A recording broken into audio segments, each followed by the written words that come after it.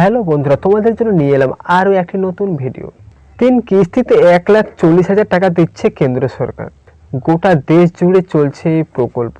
অনেককে 1,40,000 টাকা করে দিচ্ছে কেন্দ্রীয় সরকার।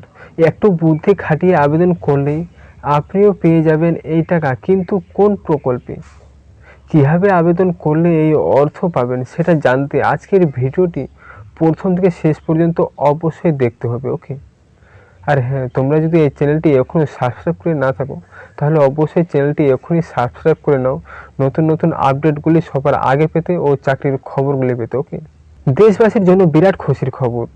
গরিব হলে এবং মাথার উপর পাকা ছাদ না থাকলে বাড়ি বানিয়ে দেবে সরকার। আর এর জন্য আপনি পাবেন 1,40,000 টাকা। কেন্দ্রীয় সরকারের এই প্রকল্পের কথা প্রায় সকলেই জানেন। প্রধানমন্ত্রী আবাস যোজনার কথা বলা হচ্ছে। ওকে, এটা কোনো নতুন প্রকল্প নয়, বেশ কিছু বছর ধরে দেশ জুড়ে চলছে। যারা গরিব এবং মাথার উপর পাকা ছাদ নেই কেবলমাত্র তাদেরকেই আবাস যোজনার অধীনে বাড়ি তৈরির টাকা দেয় সরকার।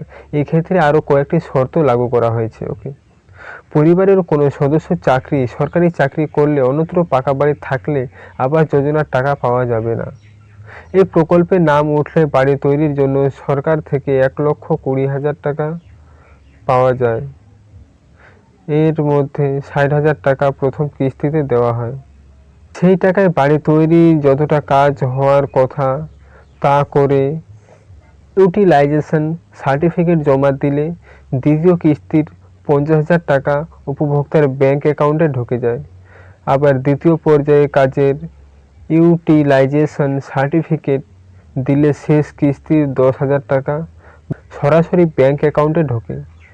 এছাড়াও বাড়ির মেরামতির জন্য আবাস যোজনার আরও 20,000 টাকা পাওয়া যায়। সব মিলিয়ে 1,40,000 টাকা পাওয়ার সুযোগ কিন্তু একটি পাওয়া গেছে। ওকে, আবাস যোজনার বাড়ি তৈরির টাকা পাওয়া নিয়ে এর আগে বিতর্ক হয়ে গেছে বাংলায়। অযোগ্যদের এই প্রকল্পের টাকা পাইয়ে দেওয়ার অভিযোগ ওঠে পঞ্চায়েত প্রধানদের বিরুদ্ধে।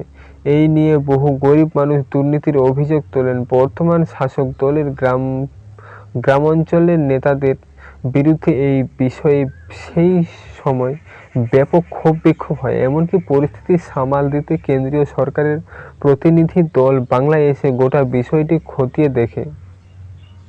কারা এই 1,40,000 টাকা পাওয়ার যোগ্য, নিচে বিস্তারিত আলোচনা করা হলো। 1 নম্বরে কি বলছে দেখো, আবেদনকারীকে অবশ্যই ভারতীয় নাগরিক হতে হবে। আবেদনকারীকে দারিদ্র সীমার নিচে থাকতে হবে। অতীতে এই প্রকল্পে আর্থিক সাহায্য পেয়ে থাকলে দ্বিতীয়বার আর আবেদন করা যাবে না। মনে করো আগে পেয়ে গেছো, তারা কিন্তু দ্বিতীয়বার আবেদন করতে পারবে না। কিভাবে আবাস যোজনার টাকার জন্য আবেদন করবেন, কিভাবে? অনলাইনে বা অফলাইনে দুটি পদ্ধতিতে তোমরা অ্যাপ্লাই করতে পারবে আবাস যোজনার জন্য। ওকে, অফলাইনে আবেদন করতে চাইলে আপনার এলাকার বিডিও অফিসে গিয়ে সেখানে ফর্ম জমা করতে হবে। আবাস যোজনার তালিকায় কিভাবে দেখবেন, আবাস যোজনার যে তালিকায় নাম রয়েছে কিনা কিভাবে সেটি দেখবেন? খুব সহজ একটি নিয়ম রয়েছে যেটির মাধ্যমে তোমরা কিন্তু খুব ইজিলি দেখতে পারবে তোমার আবাস যোজনার লিস্টে নাম রয়েছে কি না। সর্বপ্রথম যেটি করতে হবে, স্মার্টফোনের মাধ্যমে বা ল্যাপটপ যে কোনো, এই যে একটি ওয়েবসাইট দেখতে পাচ্ছ, এই ওয়েবসাইট pmaymis.gov.in এই ওয়েবসাইটে ভিজিট করতে হবে। ভিজিট করার পর অ্যাপোসপ একটি অপশন থাকবে, সেই অপশনে ক্লিক করতে হবে। এই অ্যাপোসপ নামে একটি অপশন থাকবে, সেখানে ক্লিক করতে হবে। এবার রিপোর্ট অপশনের অধীনে গিয়ে বেনিফিশিয়ারি ডিটেলস ভেরিফিকেশন অপশনে ক্লিক করতে হবে। রিপোর্টের অপশনে গিয়ে সেখানে বেনিফিশিয়ারি ডিটেলস ফর ভেরিফিকেশন একটি অপশন থাকবে, সেখানে ক্লিক করতে হবে। ওকে, এবার রাজ্য, জেলা, ব্লকের নাম, গ্রাম পঞ্চায়েতের নাম ও কোন সালের লিস্ট চেক করতে চাও সেটা উল্লেখ করতে হবে। সর্বপ্রথম যেটি করতে হবে, রাজ্যের নাম পশ্চিমবঙ্গ, জেলা, তারপর উত্তর দিনাজপুর সিলেক্ট করতে হবে, ব্লকের নাম নিজের ব্লকের নাম সিলেক্ট করবে, তারপর গ্রাম পঞ্চায়েত জিপি গ্রাম পঞ্চায়েতের নাম সিলেক্ট করার পর কোন সালের লিস্ট দেখতে চাও, অবশ্যই নতুন লিস্ট তোমরা দেখতে চাও, তোমরা সেখানে ক্লিক করবে 2024, 2025, তাহলে নতুন সালের লিস্ট কিন্তু দেখিয়ে দিবে। ওকে, 5 নম্বর কি বলছে দেখো, প্রধানমন্ত্রী আবাস যোজনা অপশনটি বেছে নিন। শেষে সাবমিট অপশনে ক্লিক করতে হবে। তারপরে অপশন আসবে একটি, সেখানে থেকে প্রধানমন্ত্রী আবাস যোজনা বলে একটি অপশন থাকবে, সবার উপরে দেখতে পাবে এটা। সেটি সিলেক্ট করে তারপরে সাবমিট অপশনে ক্লিক করলে কিন্তু একটি লিস্ট চলে আসবে, যার যার নামে আবাস যোজনার ঘর এসেছে তাদের কিন্তু একটি সম্পূর্ণ একটি লিস্ট চলে আসবে। সেই লিস্টে খুঁজে নিলেই কিন্তু পেয়ে যেতে পারো তোমার নাম। ওকে, সো বন্ধুরা আজকের ভিডিও এই পর্যন্তই ছিল।